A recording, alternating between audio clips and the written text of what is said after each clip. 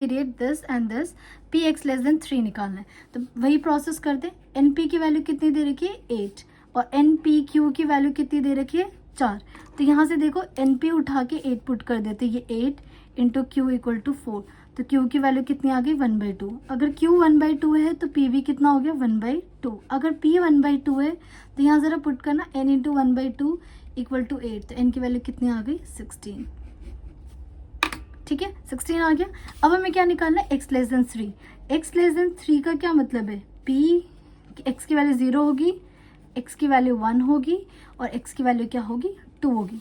और जब भी 1/2 आई, ये निकालना तो प्रोबेबिलिटी बाइनोमियल का सबसे आसान होता है। क्यों? क्योंकि अब आपको प्रैक्टिस हो गई होगी, नहीं हुई तो देखो एन की वैल्यू 16 है तो क्या आएगा 16c 0, 1/2 की पावर 0 और 1/2 की पावर 16, फिर 16c 1 और 1/2 की पावर 1, 1/2 की पावर 15, फिर 16c 2, 1/2 की पावर 2 एंड 1/2 की पावर 14। तो ये देखो हर बार 1/2 की पावर 16 बन रहा है तो डायरेक्ट कॉमन ले लो, 1/2 की पावर 16 कॉमन ले लिया। नाउ 16c 0 हमें पता है 1 होता है, 16c 1 सिखाया था कि डायरेक्ट लिखना है 16 प्लस 16c 2 क्या होता है 16 को 2 बार पीछे तक ओपन कर दो, 16 इंटू 15 एंड नीचे 2 फैक्टोरियल।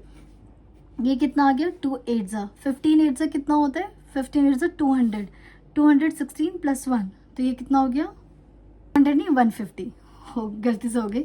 सो 150 नहीं 120।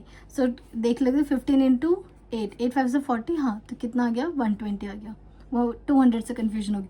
120 प्लस 16 कितना हो जाएगा 16 प्लस 117 डायरेक्ट ऐड कर लेते हैं तो ये आ गया 137।